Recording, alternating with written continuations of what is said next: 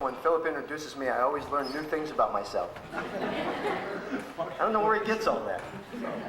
I didn't write all that. You just told me. I told you, over the last many years. He's kept everything I've ever told him. It's amazing.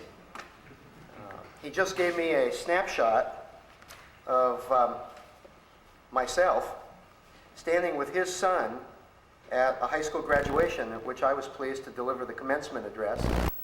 And I looked at it very pleased because it was more than a year ago, and I had a little bit more hair then. And then Dr. Steiner asked me, "Does it really matter to you?"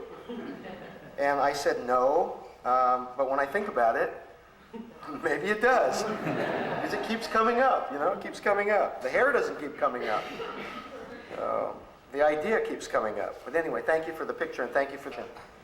I'm not used to standing behind a lectern, and I probably won't do it very much. But I'm very used to speaking to groups of variable sizes. But if I move away from here and you can't hear me, do something like this so that I know that, and I'll raise the octave. Okay? All right. So, gosh, where do we begin? With people I don't even know about resistors of evil and fading voices, and what we in the educational world might do about it. Where do we even begin? It's so difficult to think about it. You're in some ways a captive audience, and for a little while I may keep you that way, and then I may attempt to use your voices along with mine, even though we're a very large group, and that won't be as easily accomplished as it might be in a more traditional classroom setting. So I'll beg your indulgence and your cooperation when the time is to help me fill in the blanks that I will create on the board, or when it comes time to discuss the tiny little clips that I will put on the video at a couple of points if I follow my plan, which I don't always do. I'll appreciate your cooperation and your collaboration and your thoughtfulness and your participation. And that's the expectation I lay out for us this afternoon. It took me longer to drive here than it will to talk to you, but we're going to make sunshines and see what happens. So thank you for being here, and thank you for welcoming me, and let's see where we can take this for a little while.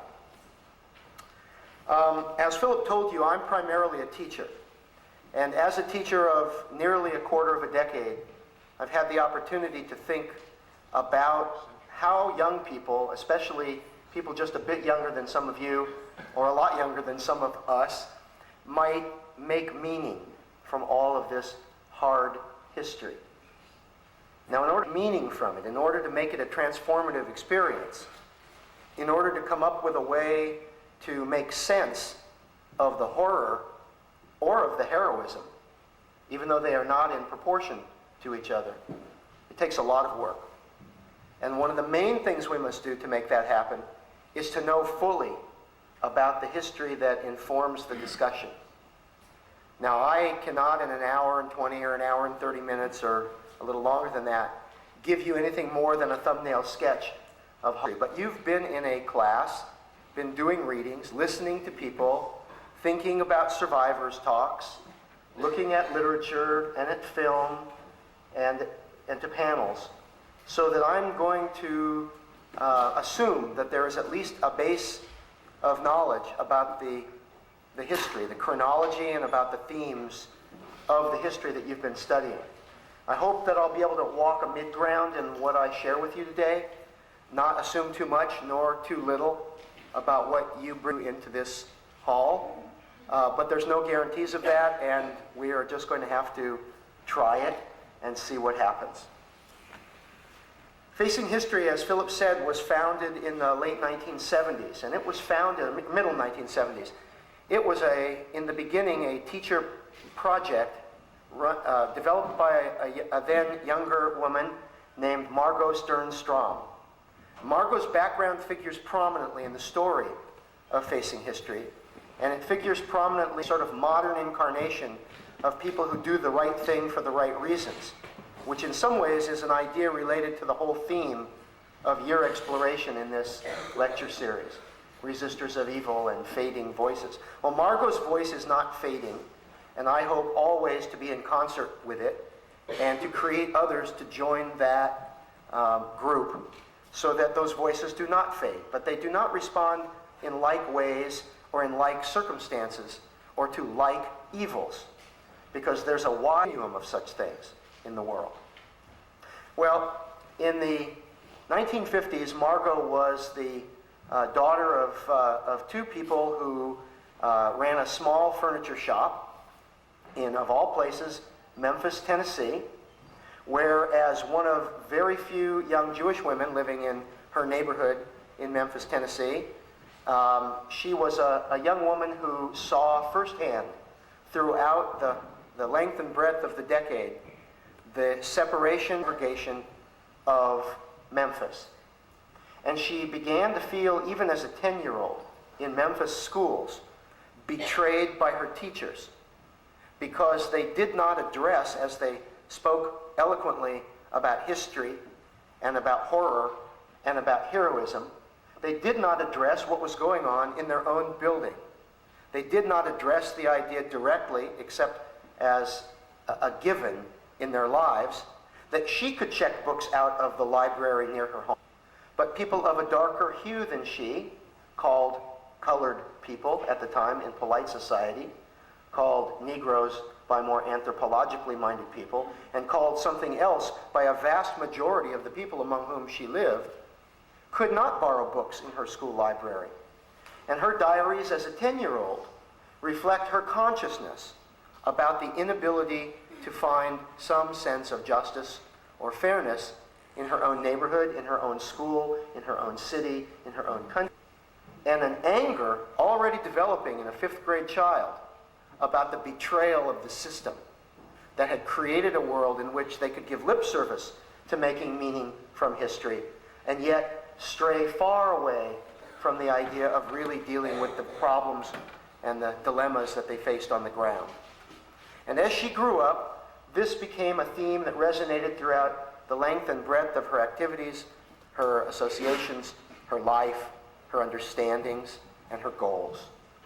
She went away to school. She came back committed to the idea of being an educator. She came back committed to the idea of never betraying her students. Found herself in Chicago in the 1960s. Again, betrayal was at hand when the Chicago Democratic National Convention occurred. The role of the police in all of that was rarely discussed. In schools, there was a gag order put on many teachers because politics was dangerous territory. It was not a happy time to be a teacher in Chicago, because if you wanted to speak truth to power in small or large ways, you had to put yourself at risk in the beginning of your career to do so. When her husband, who graduated from medical school there, got his position, which he has to this day, at Harvard Medical School, it may be becoming apparent to you that these are remarkable people in many ways. She moved to Boston, and lo and behold, after a few years in Boston, another ugly history reared its head. Another betrayal by teacher students, by parents of their children, by the society of its membership was at hand. When desegregation was the of the day in Boston in the middle 70s, Margot Strom was in the midst of units on social justice in her social studies classes for 8th graders.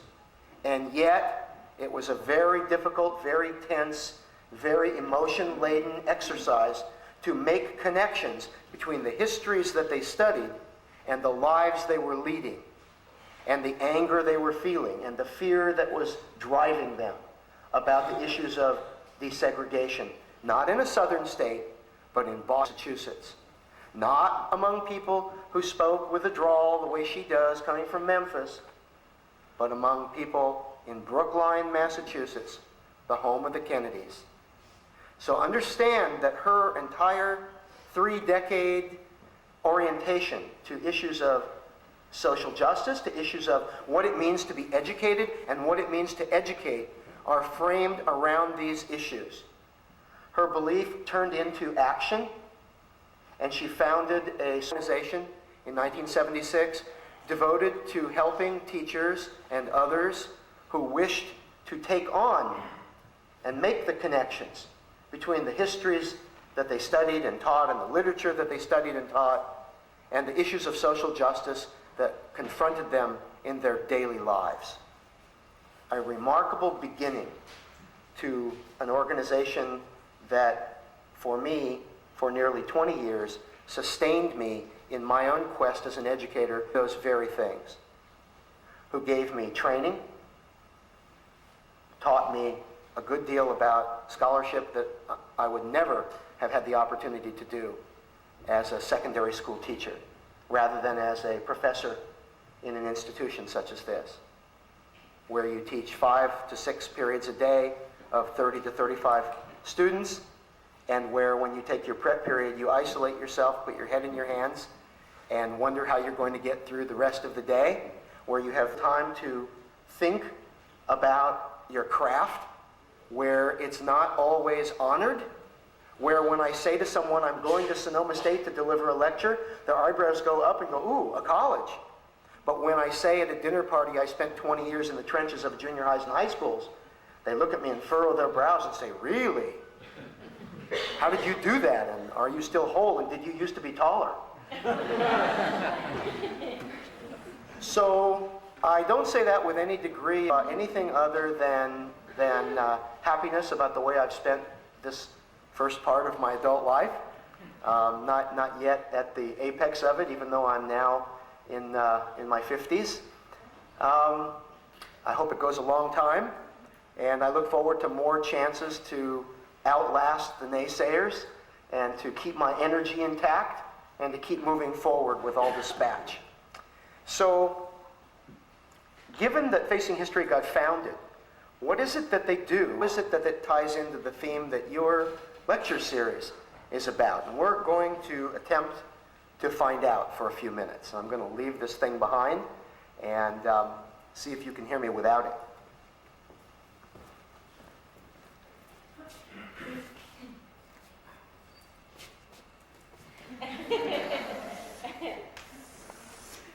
We should smile always when we have the chance, because history teaches us to always have that chance, and when we can grab it, we should. Even in the midst of learning about these difficult subjects, there's room to bring it home into our own lives. And when we talk about ourselves, we ought to be able to talk about ourselves in terms of the theme that you have been studying, that you have been listening to people about. How do we find our best selves? That's the biggest question that we are confronted by with this history. We know so many people did not find their best selves. We know neighbor turned against neighbor.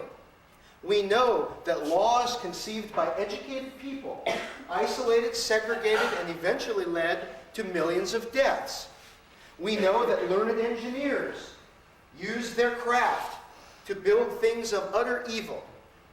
We know that people looked at anthropology and at science and at medicine and at law and at communication studies and at the advent of the computer in a way which led not to good but to evil.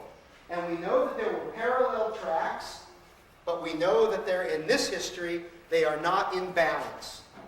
This is not a history of rescue and resistance. It is a history of pain and torture and death and loss and failure to find your good or your best self. There is no substitute for that. I never talk about without talking about the underbelly of this history, because to do so would be to suggest that the underbelly of the history is only equally important, not more important, to the good that we find among a very much fewer number of people. I don't mean to sound jaded. I'm an optimist. No teacher who believes in his craft can be anything but that. We believe in the future. We believe that people make choices. We believe, or we do not teach seriously, that everybody makes choices every moment of every day of their lives, and that those choices largely are up to them to make. Even in the worst of circumstances, there are glimmers of opportunities to make choices. They may not reflect, those choices may not be reflected in the end results. People may still die, people still suffer, people still fail. But we must find a way not only to honor the memory of us, but to hold up those few lights, those few shining lights in an utter abyss of darkness, so that they are a beacon that lead us toward our best selves. I think that that's where I will try and go today, but I would never start there, because this history is, the pain of this history must be confronted along with those opportunities to find the models that we need to help us move forward and make good decisions in ways, thankfully, much smaller and of less consequence on a daily basis. I'm 50 years old, and I've never done anything in my life that I know of that has had it's not true. Actually, I was a lifeguard, so I have to say this. I've never been in a position where my decision to participate or not participate cost the life of a human being, except as a lifeguard, where it was my job and I was trained to do such things. And over many years as a lifeguard, there were 2 incidents where my intervention was a part of what brought someone to the surface and then to life. And I remember those moments, but they are nothing like what we're talking about here. They may use the same vocabulary, but they are not of the same level. We cannot compare them in many ways. So let us start with this idea that when we deal with this history, we must, and I don't know if you can see that from where you are, we must begin with the study of identity and with the role of the individual in society and what makes us who we are. Because those things play a role in determining our actions, our level of participation, our ability to make good judgments and to make good choices. Those are the elements. What makes us who we are the building blocks for decision-making moments.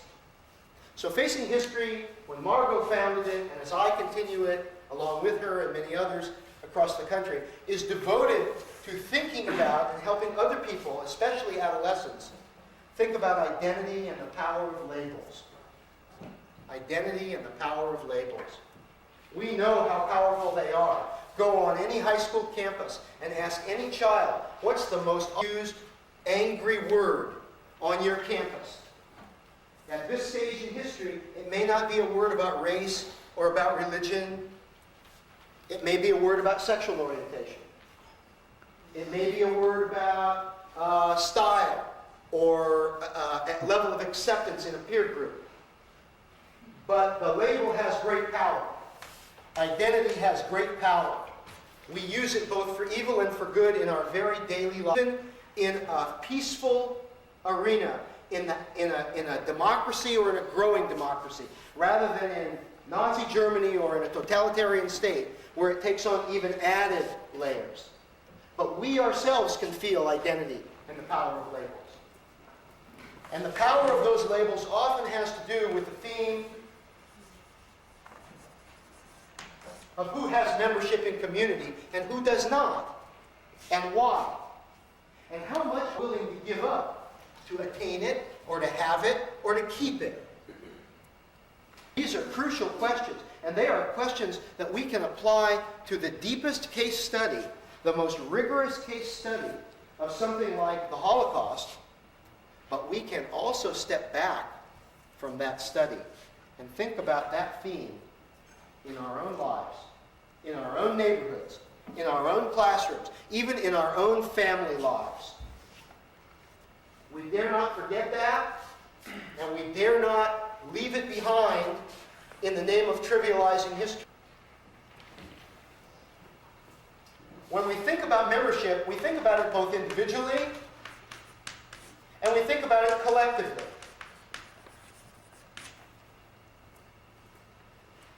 I know what it means when I tell you, hello, my name is Jack Weinstein, and I see a glimmer of knowledge in some people's eyes.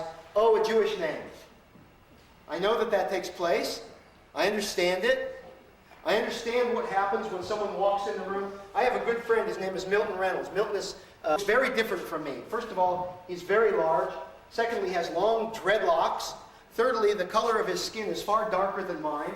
Fourthly, he often wears clothing that is of a much younger style than mine, and he is a little bit or much younger than I am. He has been stopped in San Carlos, California, where he lives, no fewer than half a dozen times by different policemen or police people over the last year and a half. The power of labels goes beyond words and to what we see.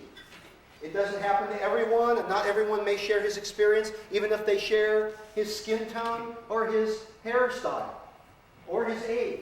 But it's his experience. And he understands that identity and the power of those labels that people apply to him, that they assign to him, play a large role in his level of membership in community. One time in my life, I experienced that in a way that Milton might understand. I was a swim coach at Milpitas High School for many years. 5:30 one morning, driving an old beat-up Honda that I had for many years, with my hair much longer and fuller in those days and a little bigger mustache. I'm driving down the road. I have my starting pistol, because I'm a swimming coach. It was stupid, but it was there on the seat next to me with clothing around it, a mess in the car, don't tell my wife. And I got off the freeway a mile and a half from school and noticed a Milpitas policeman behind me. And he tailgated me for nearly a mile. And I went 25 miles an hour. Not even one hash mark on either side of it. And I tried to appear relaxed. You all know about that, right? And when I stopped at the stop sign, I stopped just in front of the white line. I didn't roll through it. I went both ways, even though there was nobody on the road. I had my blinker on a good 200 feet before I needed to. And I rounded the corner toward my school. All of a sudden, right in front of my school, thank God it was 5:30 or 6 in the morning and not 8:30 or 9. I could just see half of my students looking out windows going, and he stopped. I was wearing a tank top, baggy lifeguard trunks, flip-flops. My hair wasn't ever really longer than it is now. And I had this bigger mustache, a little thicker mustache. And he somehow, I don't know why, had assigned a label to me in his head. He came up alongside the car. It was still dark out. I could see him in the rearview mirror. And I watched, guess what gesture he made? With his right hand toward his hip. He freed the holster. That's all he did. But I saw it and immediately reached down and picked up my shirt and put it on the seat. Then I thought, oh my God, what happens if, by some reason he sees this? I'm going to have to explain this but quick. I started to get out of the car. He says to me, put your hands on the wheel. I did. I said, officer, good morning. He came up to me and he looked at me. He looked me straight out at me. And he leaned down and he said, so Chico, what are we doing out here at 5:30 in the morning? And I said, because I don't speak Spanish all that well, Pardóneme. And I looked at him and I said, what's your badge number? And he said, what? I said, what's your badge number? He said, show me your license. I said, show me your badge number. And we began to talk for a minute as I got my license out good and slowly. Why did you stop me? Your tail light was flickering. Bullshit, I said. It wasn't flickering because I've just had them checked. I can't afford a flickering tail. Many fix-it tickets. So he changed his tune but quick, and I told him I was on my way to swim practice. I coached swimming. First thing he said was, I used to be a swimmer. I said, you couldn't have been a swimmer. Every swimmer knows better. And he looked at me and didn't understand what I was saying, and I wasn't sure either by then. I got into school and I went to the phone near the pool, and I called the Milpitas Police Department. I asked for Sergeant Dave Stone, who had a classroom already during the year about the changes in the Milpitas Police Department, and because we had a group of students who didn't much trust the Milpitas Police Department, because the Fremont Police Department would give you a warning, but the Milpitas Police were known for giving you tickets. And there is a line between the two communities. And there is an attitude that's different between the two communities. And so I called Dave Stone and I said, "Good morning, Dave. I got a story for you." I told him what had happened. I told him the guy's name and his badge number. He said, "I'll take care of it." Day and a half, I had a letter of apology. And who knows whether it ever went further than that. Identity and the power of labels. Membership in community. And it's not limited to that. Think about nationalism as a theme. What have you heard about it? Think about the history of anti-Semitism that you had a lecture about. What happens when anybody, individually or as a group, is denied membership in a systematic way over a period of time, encompassing all the institutions of society, where I had power? I had an education, I had a forum, I had a phone, I had a friend, right? I had a friend. God knows how many people are silent, or don't stand up, or don't find their best selves, or just drop it and get bitter when such things occur. I can't do that. I did as a kid. I did that. I didn't pick all my battles the same way I did as an adult. But now we hope always to be in best touch with the choices that we have, with the decisions that we make. This theme of membership in community informs a lot. You heard Knut Dybye. Knut Dybye is an amazing man. You know, more amazing than the policeman who stopped me at 5:30 in the morning. He could see Jews as members of his community. He thought there was no difference between them. He understood that there is only one Jesus. He understood it academically as well as in personal ways. He understood it in his heart as well as in his head. It was the same story that you have heard if you know about Le Chambon. Have you had that story? I have seen and read, because I'm not a historian, I'm not a researcher. I've never had the opportunity to collect the first-hand work of the amazing people that you have, some of you, been able to meet or read about. I'm just a reader and a collector and someone who tries to turn it around and help people make meaning from it in a way that will make their lives, in some small way maybe, a little bit different. Just a little bit different. So that the next time they're walking down a hallway, even at a place like Sonoma State, and someone says, because you wouldn't lend them a quarter for a Coke, "Don't be such a Jew."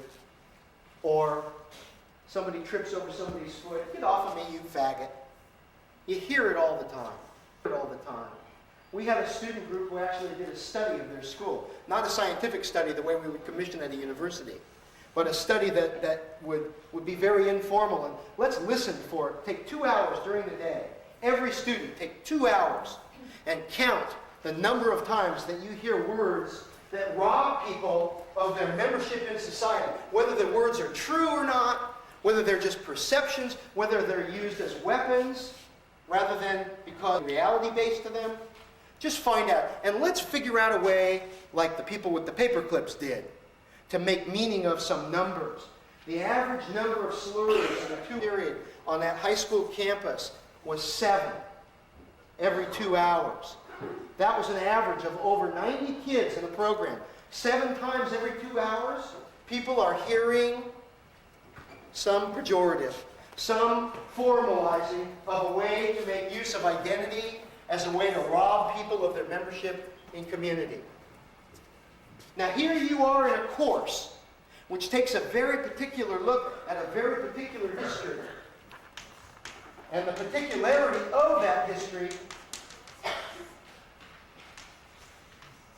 the case study element, is very important because there's great power in knowing something well, rather than flitting from flower to flower and knowing a lot about a few things, a little bit about a lot of things.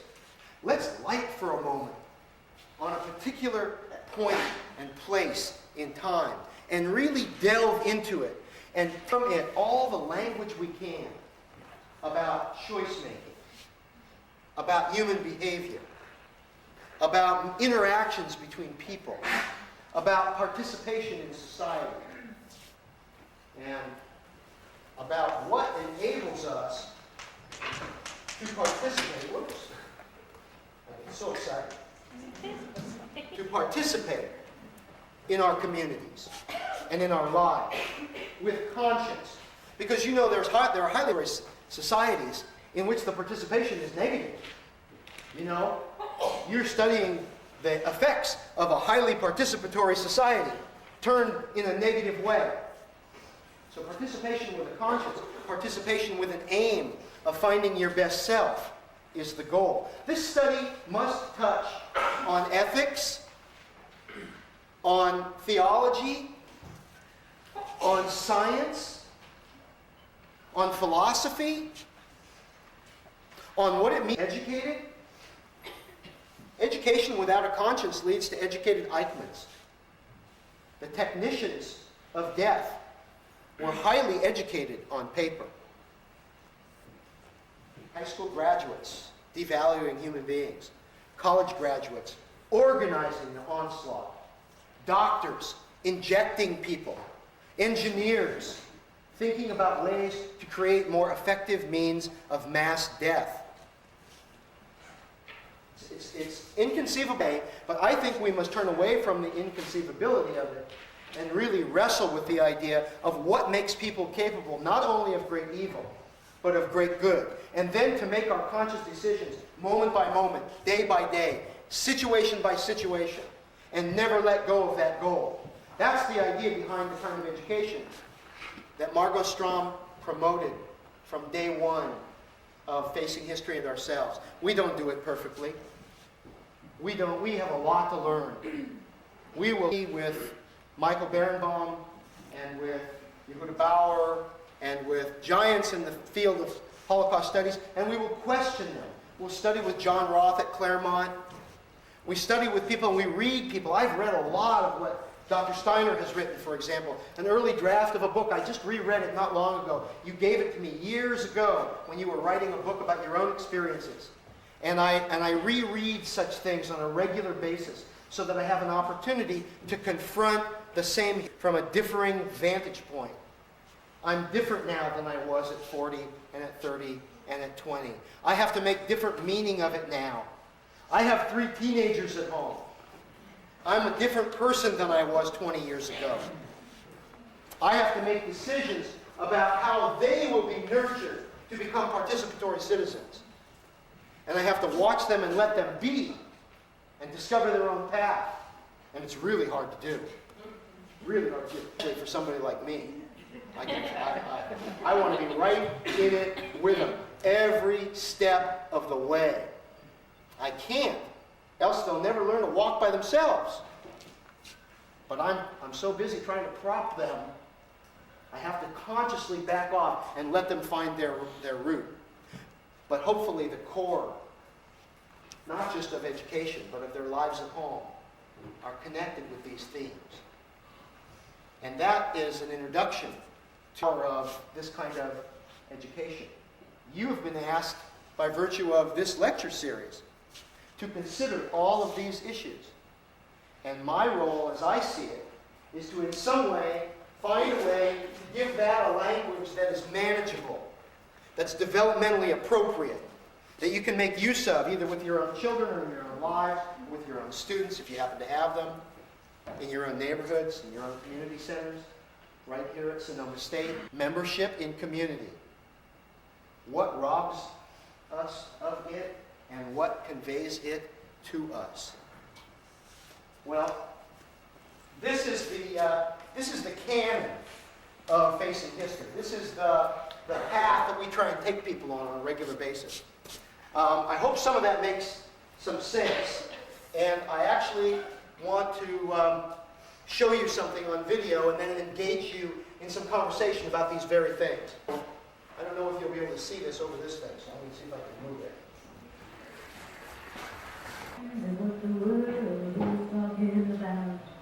I know just as it's human nature to love, it's also human nature to hate. And people have a tendency to hate.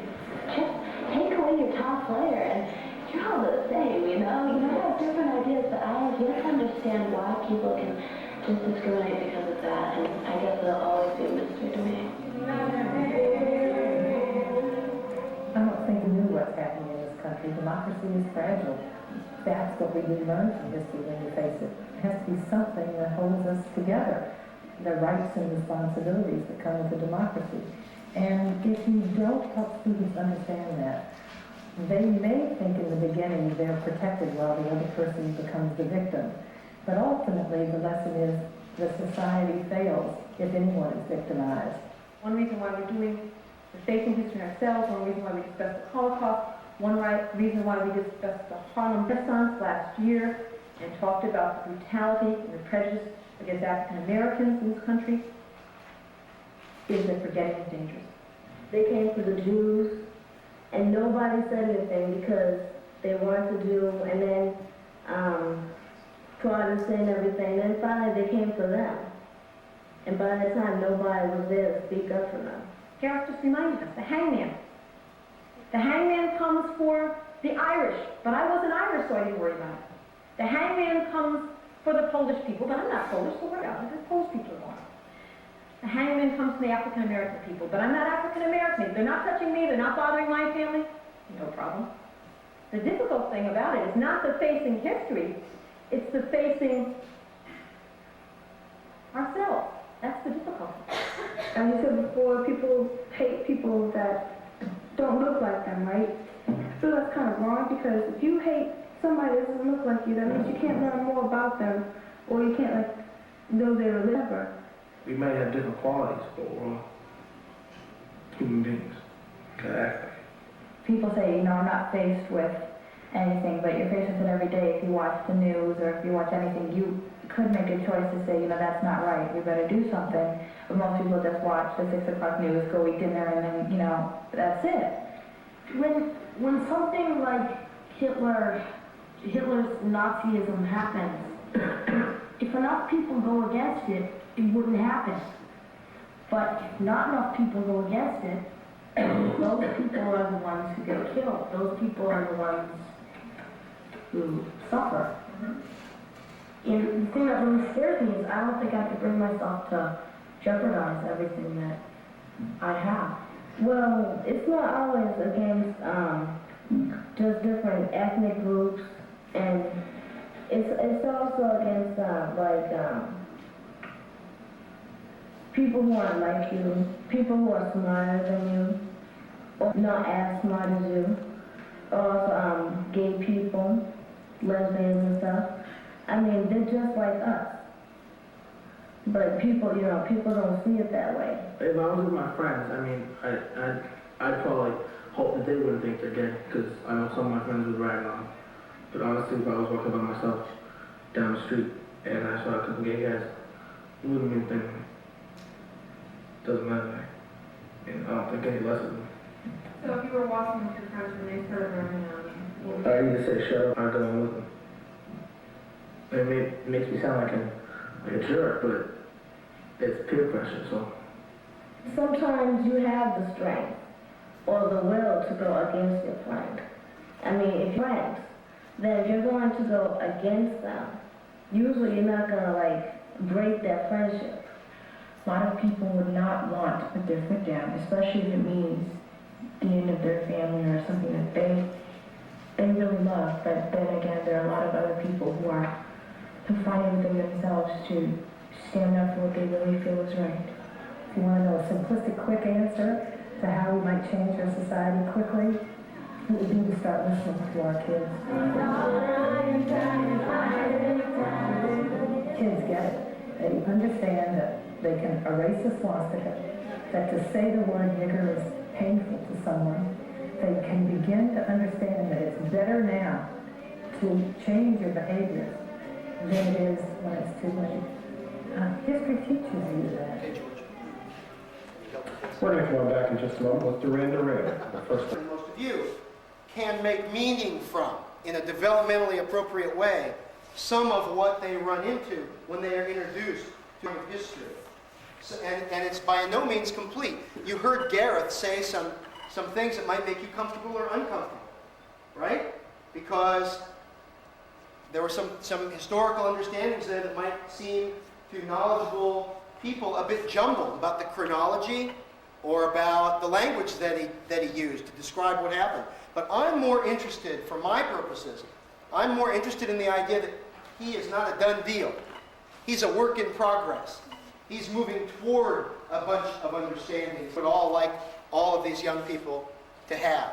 And so I'm not worried about the gaps in the chronology or in the language as yet. I may worry about it later, but not right now. So what I'm interested in is what resonated with you. What did you hear from these young people that resonated for you? Anybody? Yes? I was impressed. What grade were you in? What grade do you think they're in? Probably sixth or seventh grade. These are middle school students from 6th through 9th grade at a school. Anybody know where that school is? Lincoln High School, Lincoln School. Where is that? No, not this point. Not this one. San Jose.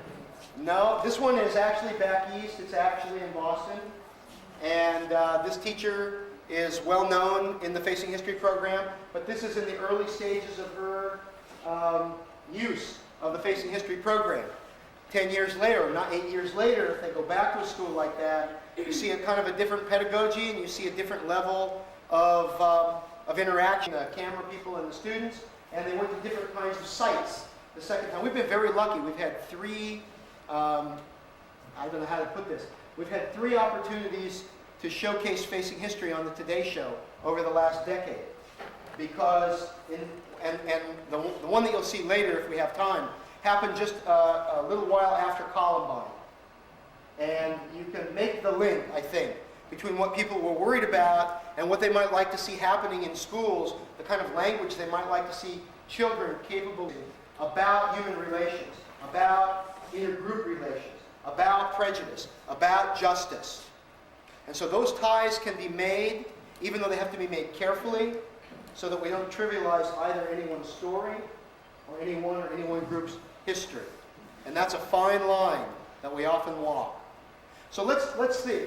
What did you hear? Those are middle school students ranging from 6th to 9th grade. You could probably pick out which were the 6th and which were the 9th graders and the span of those kids. What did you hear that resonated for you, that either surprised you or whatever? Yes? I was particularly struck by the young boy who acknowledged that without standing up and taking a stand to stop prejudice, that it would be perpetuated, and then yet he had the honesty and the wherewithal at his young age to say, but I'm not sure if I could really reasonable. Yeah, what was the language he used? Because I actually was impressed with that. What did he say? I'm not sure I could jeopardize everything I have. I got to tell you, I know there are times when my children have made statements like that. I like it a lot. I like it a lot. There are other times when they don't. So, yes? What was the teacher's name? Mary what? I have to look it up now. I think it was Pat Stanley. I think it was Pat Stanley, yes. I found it interesting the boy Leanne who said when he would walk with his friends if they saw a gay couple, he would either tell his friends to be quiet with remarks or that he would join in because of peer pressure. I think that's one of the most important things that we need to look at is why people feel they need to join in with whoever else is doing the making fun of them. And the theory is, of course, that when people have an opportunity to talk about such things and deconstruct their own feelings, their own actions, their own situations, develop a language that can be used about other aspects of life, like history that they study. Who knows what comes first, the chicken or the egg? Will he understand history better because he's had the opportunity to think about his own life? Or will he understand his own life better because he's had the opportunity to confront an ugly history and learn a language that he might see at work in his own understandings of his own life? And it doesn't always happen one way or another.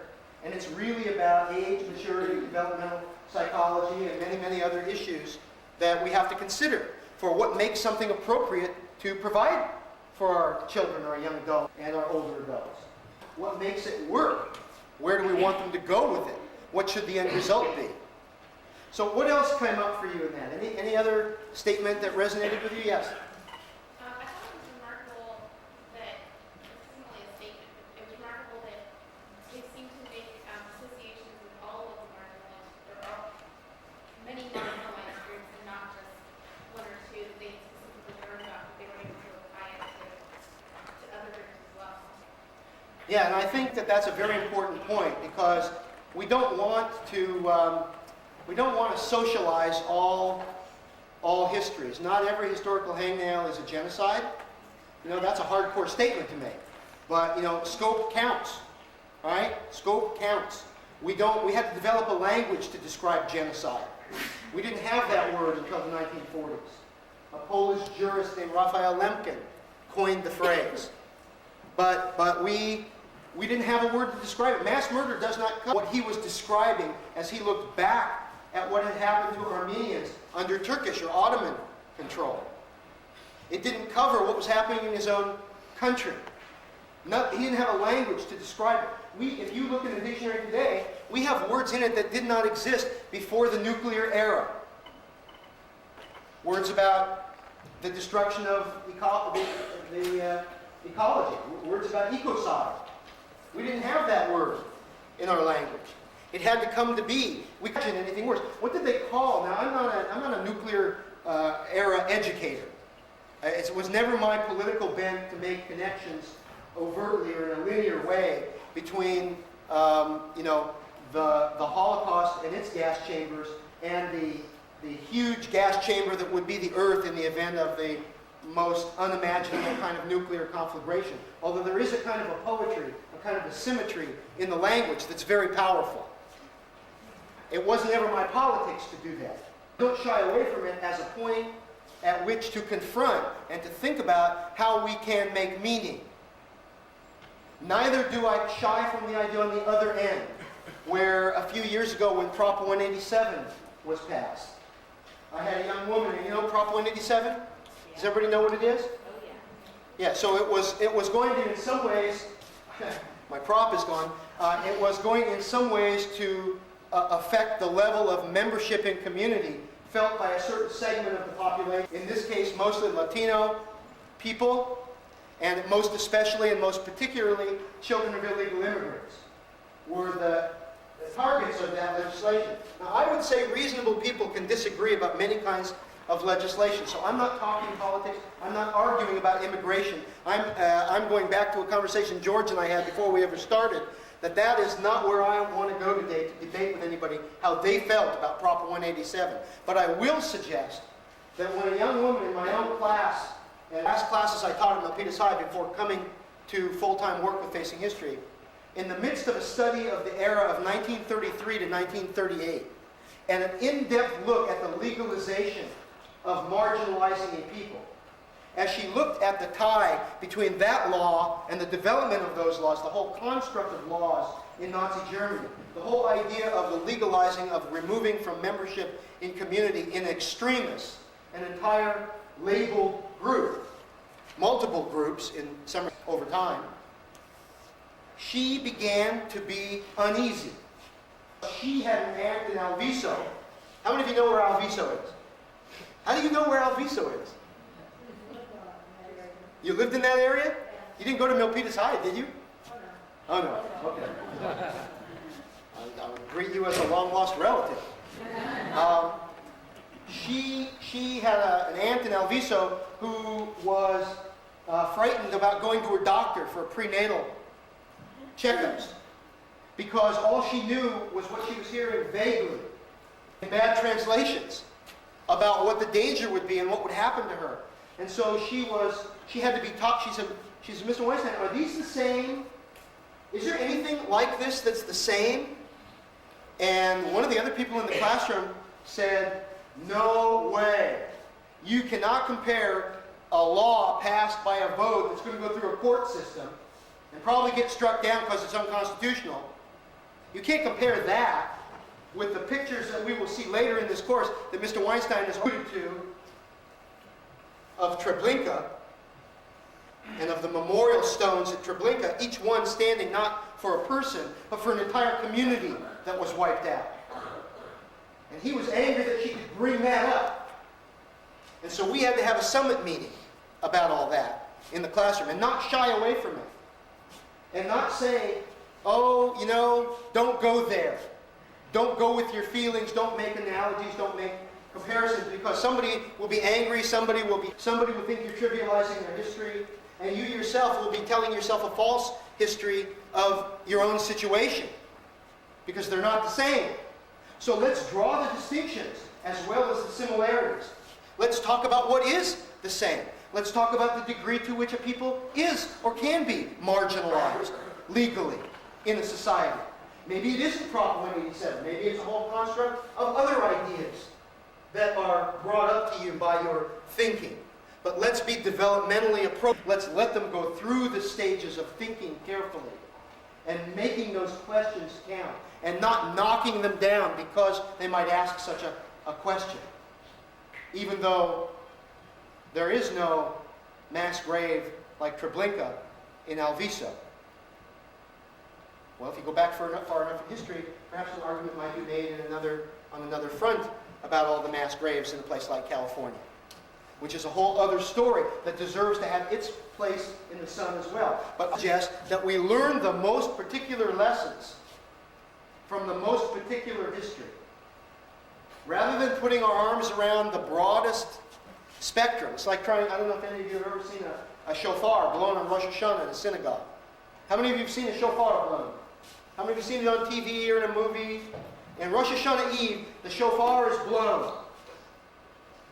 And it's a call to worship.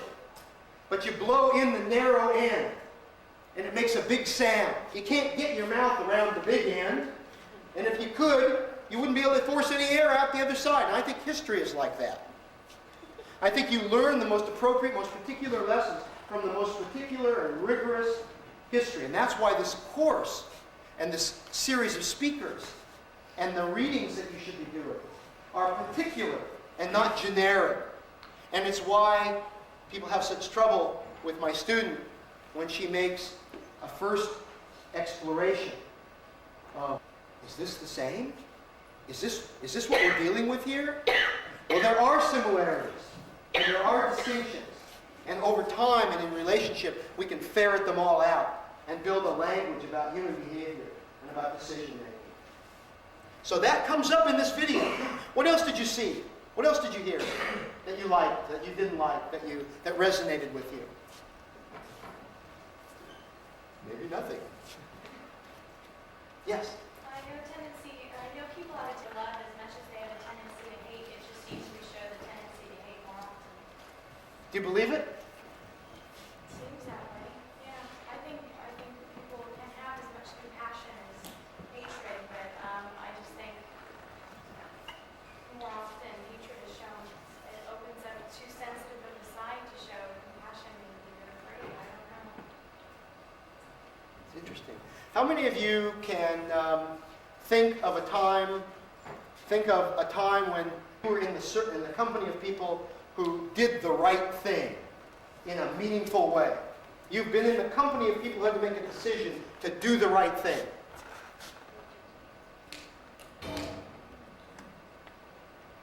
Me too. Over and over again. It doesn't look like it when we put on the 6 o'clock news or we open our newspapers. But there's a lot of good out there. There's a lot of good out there. And we dare not forget that too. Yes, sir? If you will allow me to go back to your next order. I'll even help you. Earlier, you spoke of the difference between the optimist and the pessimist. Before we have to give you my opinion, Please. take your time and give me your opinion as to what the possibilities are. Within the next 20 to 30 years, history will repeat itself. You want me to answer that? Yes, I would suggest that history in its most unique form may not rebuff, and depends on scale and scope and measurement. But I would suggest that genocide is a modern day reality. I would say that the silence of our government about Rwanda is in some way a repetition of history, in some other ways not. I would say our interventions, good and bad, right and wrong, are attempts to make use of history as an analogy for the decisions we must make. I remember arguing internally about whether Saddam Hussein, whether the analogy was World War II and Hitler or Vietnam. And so does history repeat itself? I think it does innumerably, and in ways, I think it's, this is kind of a bizarre way of answering it. I hope I will be able to make sense of it for myself as well as for you. Now, when I think about the theory of evolution, I don't think of a linear development between ape and man. I think it's a web that's extremely layered and complex. And the same thing is true of your question. I think the idea that history repeats itself is if we think of it in a linear fashion or in an exacting fashion, we can make a case against it. If we think of it in terms of people defining people, labeling people, marginalizing people, persecuting people, hurting people, killing people, devaluing them continually, I think that we have an ongoing struggle. But so when I say I'm an optimist, I'm probably an optimist with a small o, and in the world at large, it doesn't mean I don't think we'll always have struggles. I hope this doesn't offend anybody. Part of the reason that I hang on to my Judaism, in not just a theological sense, but in another sense, a political sense, and a historical sense, is because in Judaism, one of the main values that I think I've been taught is the idea that it's man's work to do. That it rests. That for me, there's no comfort in the idea that what happens next is better. That's a theological statement for myself. That's me. My work is here and now, daily, with no respite. And I know that Christianity and Islam and other religions hold on to it. The social justice aspects of those faiths are equally committed to those ideas. And so I don't say that I hold on to my Judaism in comparison to other faiths. But what I love about my Judaism, better than I know other aspects of religious or theological life, are that it says straight out from day one in my philosophy and in my religious philosophy that your work is in the here and now, that your duty is in the here and now. And I think if you're a pessimist, you can't do that work. So that's my answer. So let's you got a question? I see you. Well, I just am really, I find... Oh, please. I'll give it to you a little short story. I was born in Berlin. Yeah. And I know a lot about gas chambers. So did my parents. Anyway, cut a long story short, you can take my word for it, that the German people in Germany, to this very day, as we speak, love militarism, love marksmanship, and always will. But all you need in Germany is another situation where there's no food in the stores, and they have the Turks and the Jews and a few other people living over there, and they will again be the scapegoats the next time there's enough unemployment. That's all you have to wait for. Now you know my unfortunate pessimistic view. Yeah. And I must tell you, I honor it. I would never argue it. It has resonance. It has strength, and it belongs to you. And I may match you. I may match you, but I'm 50, and I'm born here, and I must do this work. And I have no choice but to do it. So I have to lean forward. I have to. And I don't devalue your opinion. I would never question your right to it. So, yes, please. Well, I was really fascinated by what you shared, his comments, and I guess what I think about a lot as a person living in this society is that, especially in the last 5 years, and I'm a student of history by academic trade, I have a sense that there is this eyelash-thin membrane between American culture and complete chaos right now. And I feel like all it would take is no food in Safeway down on King. And I just feel like having studied pre-war Germany just a little bit as an undergraduate, I feel like there are a lot of parallels right now. It is very chaotic here, and it scares me, actually. And I wonder if you have any comments about that from all of your knowledge. Well, it's a very complicated question, for sure. We make a grand study of Weimar Germany, especially, and a look at the steps by which they fell. And we make an attempt to take a look at where the protections are in our own society, how thick or thin they may be at times, and allow people to feel and think what they will, and agree that reasonable people might have different feelings about them. It isn't, I must tell you, I know it's a very hard situation to be in, both as the giver of this and the receiver of this idea, that as an educator, I'm not neutral, but I must make room for his idea and for your idea so that we can all consider our own ideas, and we must move forward in a socially and politically and otherwise responsible way. I'm a Democrat, but my students don't know that unless they divine it somehow from my teaching. And I'm a left of center Democrat, but there must be room at the table. I'm an optimist, but there must be room at the table for those who are less optimistic than I. And so I don't have any particular answer except to say we're all works in progress, and the history, unfortunately, doesn't usually prove us all right or all wrong at any given time. And we're all sort of swimming upstream together, and at times I feel tired, and at times I feel energized. And that's a metaphorical way of answering the question, but I will not quit swimming. And it's our work to do. I don't think we have any choice but to do it.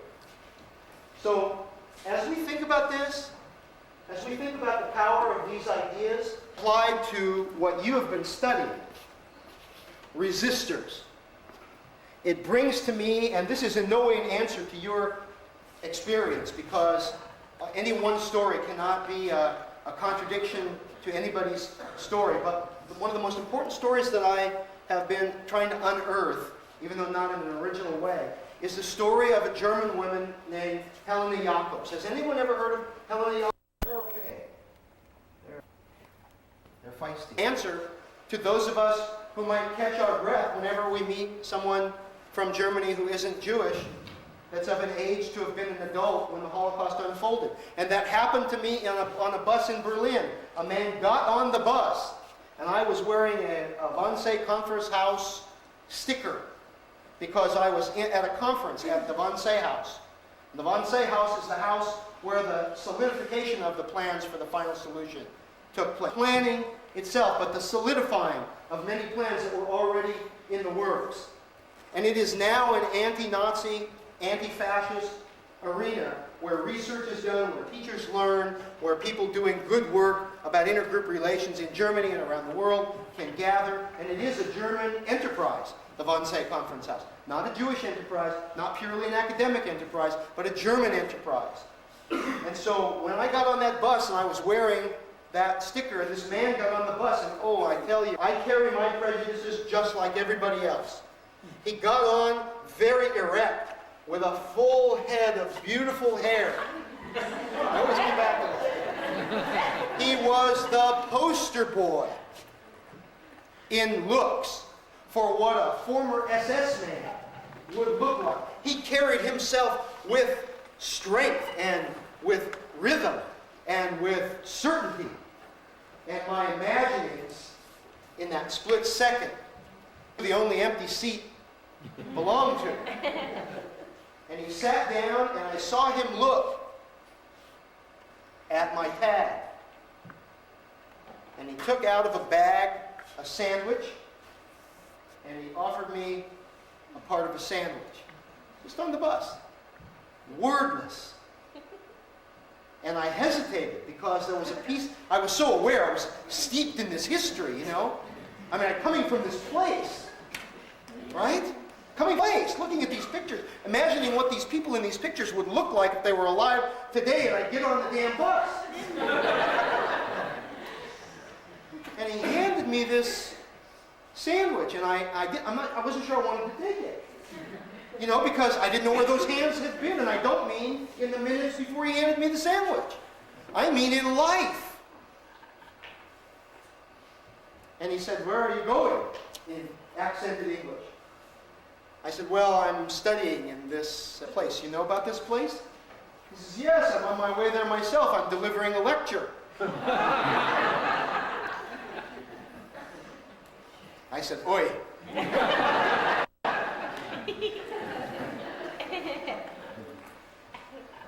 He had been an anti-Nazi activist. He was a celebrated individual. He was involved in the writing of a book called The Topography of Terror. Some of you will know that book maybe. The Topography of was one of the gatherers and writers of that book. And as we went to the Wannsee Conference House and we walked together, I took the sandwich. But I didn't take it until he told me where he was going. I had this weight on me, which is not, it is a dissimilar weight to what you carry. I do not compare the weight that I carried on a bus ride, you know, American-born after the war with parents born in America who fought in the Japanese theater of war, my father, not in the European theater. I do not compare our responses, but in some small way, you know, in some small way, I am you and you are me in that moment. And that man is a lesson to me.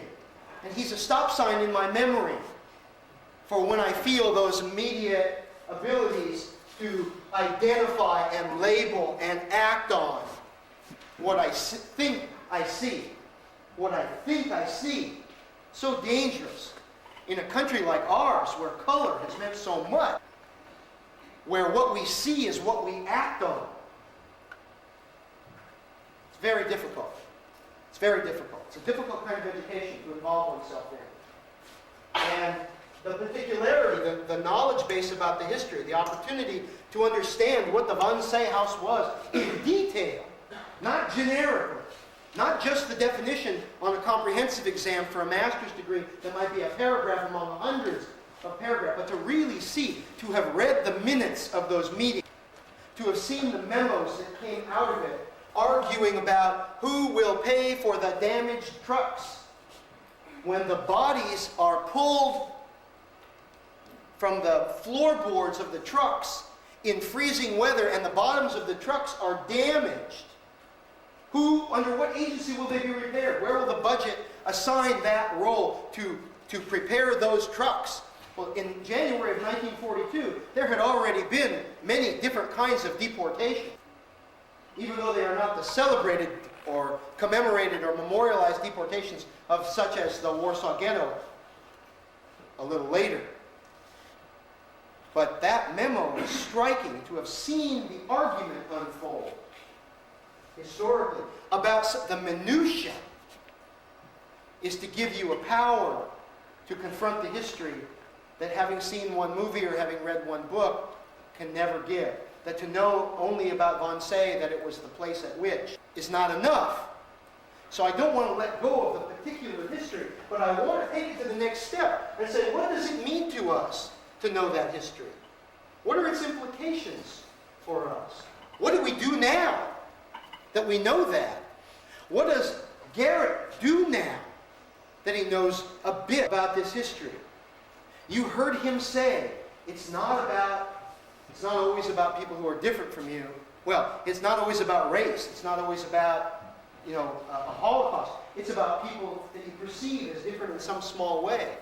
He's making meaning of what he's encountered. He's thinking in a way that I want many, many young people to have the chance to do. What do we do to make people have the opportunity to do that? I love the lecture series, but I think it's too late. I think it's too late. I think it's important. I don't want to see it stop. And I think it does good. But I admit to you that I'm far more interested in what happens in those 6th, 7th, and 8th grade classrooms. And all through their educations and all through their family lives than I am about what goes on in a lecture hall to adults, young adults and older adults. Don't think that I devalue what this is about. This is a process. Because you don't come here as blank slates. You are the recipients of somebody's good work all through your lives, or you wouldn't be here. So let's make use of all of that. Let's think in those ways about all of that. I want to tell you a little bit about Helena Jacobs, because I promised I would. And I think her story is telling, because it is not the huge story of concentration camp, mass graves. It's a different kind of story altogether. And it's not my story, because I'm not a researcher. This story belongs to a woman named Victoria Victoria Barnett. She wrote a book called Bystanders, Conscience and Complicity in the Holocaust. It's an amazing book. It looks like this, without its cover. Victoria is not in this book.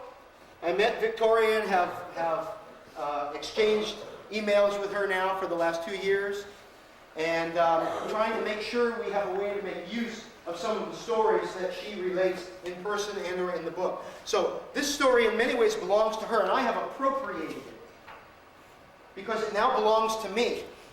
And that, I think, is emblematic of what we all need to do, because all too soon, that's the way of the world. These stories belong to us generation after generation. It won't be long before you will not meet more Holocaust survivors. It won't be long before nobody will be able to sit next to me on a bus who was a Nazi resistor of the Nazis. That's life. We all will go that way at some point or other. So we take this history as our own, and I am appropriating it with her permission, and my statement that I will deliver to you is a combination of her ideas about Helena Jacobs.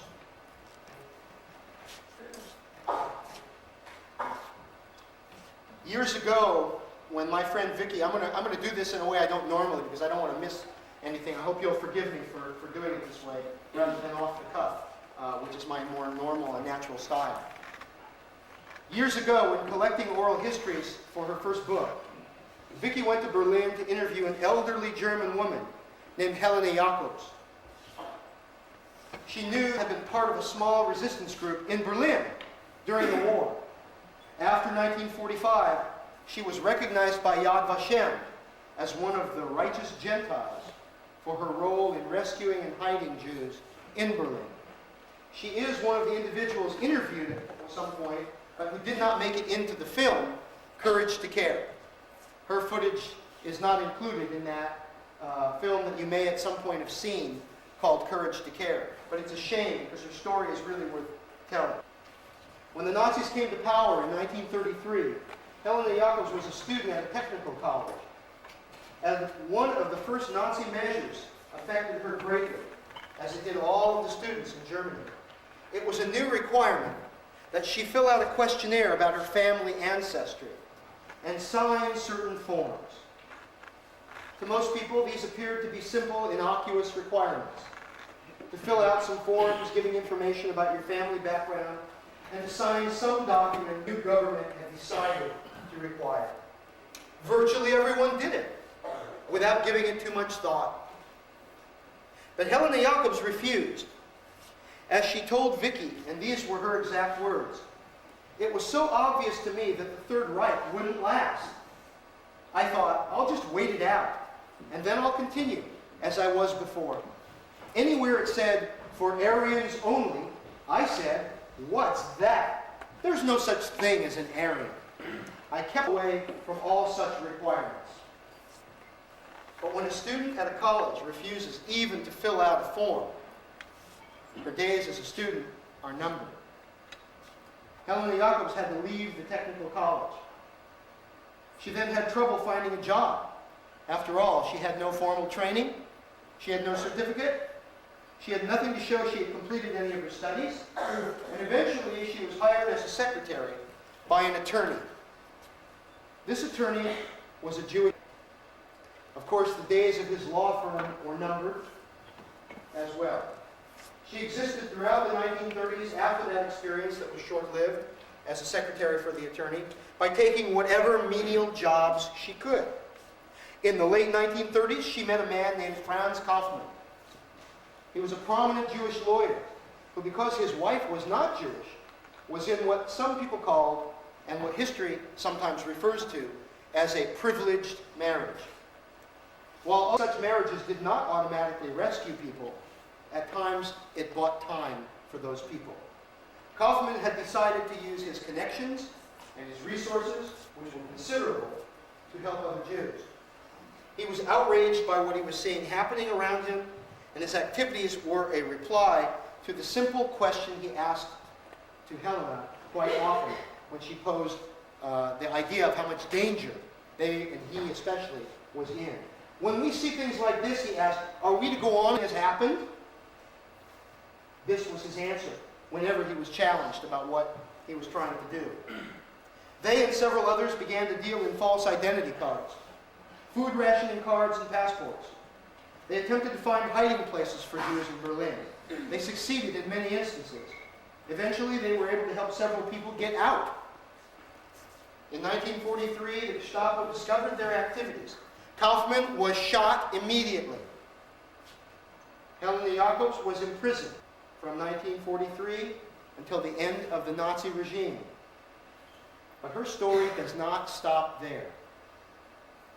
After 1945, after her release from nearly 3 years in a Gestapo prison, she tried to find a job and couldn't get one. She didn't have formal training. She didn't have a certificate. She was a person with a past, but on whose resume there was a very long gap between what she had once accomplished and what she would like to be doing.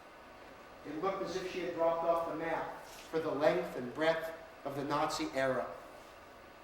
She worked for a while as a secretary again, this time for another Jewish attorney who had returned to Germany. Her dream was to study law, but what she ended up doing was working from 1952 until 1971 in the Office of Reparations in Berlin.